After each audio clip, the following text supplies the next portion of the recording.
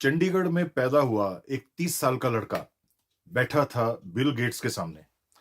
वो लड़का कुछ बेच रहा था बिल गेट्स को, जिसके लिए बिल गेट्स ने $1,000 नहीं, $1,00,000 नहीं, $170 मिलियन ऑफर किए। पर हद तो तब हो गई जब उस लड़के ने ब्लंटली मना कर दिया। Bill Gates was shocked. गुस्सा भी आया होगा उन्हें, पर वो लड़का अपने मन में क्लियर था। No means no. उसने उस सॉफ्टवेयर प्लेटफॉर्म के लिए $700 मिलियन मांगे, जिसे सुनकर बिल गेट्स और उसके 10-12 नेगोशिएटर्स भौचक्के रह गए।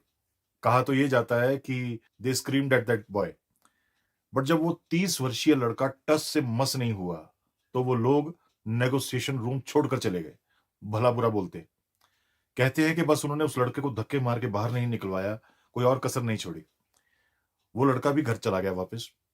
वेंचर कैपिटलिस्ट फर्म्स ने उस लड़के को बाद में समझाया भी कि भाई बरखुरदार, वाइल्डेस्ट इमेजिनेशन में भी उसके उस सॉफ्टवेयर प्लेटफॉर्म की कीमत $200 मिलियन से ज्यादा नहीं है।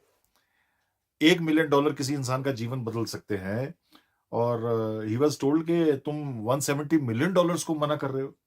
पर वो लड़का नहीं माना। कुछ समय बाद उसे माइक्रोसॉफ्ट के हेडक्वार्टर्स में दोबारा बुलाया गया। आप यकीन करेंगे कि वो डील अंत में कितने में फाइनल हुई? $400 मिलियन।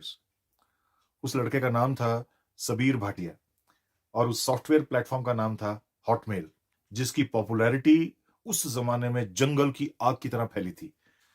नेगोशिएट करने के बाद एक इंटरव्यू में जब सबीर भाटिया से पूछा गया कि आपने बिल गेट्स जैसे सुपर बिजनेसमैन से $170 मिलियन की बजाय $400 मिलियन की रिडिकुलस डील कैसे ले ली, इतनी खतरनाक नेगोशिएशन कैसे कर ली सक्सेसफुली, तो जवाब में जो सबीर भाटिया ने कहा वो एक मिसाल है, एक कमाल की लाइन है, सुपर गुरु मंत्र है नेगोशिएशन का।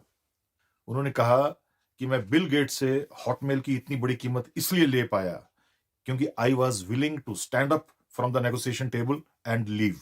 मैं उस नेगोशिएशन को छोड़कर उठकर चले जाने के लिए तैयार था। मुझे हॉटमेल की वैल्यू पता थी, उसके ग्रोथ पोटेंशियल का अंदाजा था। उसने कहा कि मुझे यह भी पता था कि माइक्रोसॉफ्ट जैसी कंपनी ग्रोथ के लिए तड़प रही थी।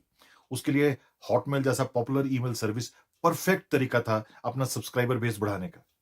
He said he was sure कि माइक्रोसॉफ्ट अगर हॉटमेल नहीं खरीदेगी तो कोई और खरीद लेगा, और अगर कोई नहीं खरीदेगा तो खुद भी स्पेशलाइज्ड ईमेल प्लेटफॉर्म का बिजनेस फ्यूचर सुपर ब्राइट था। और हॉटमेल जितना लेट बिकता उतनी उसकी कीमत बढ़ती, ये उन्हें पता था। इसलिए वो जल्दी में नहीं थे और अपनी कीमत पर ही बेचना चाहते थे।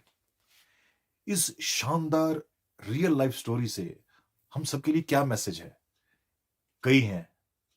पहला, अपनी वैल्यू पहचानो, अपनी यूनिकनेस को एक्नॉलेज करो, be silently proud of yourself, love yourself, be confident.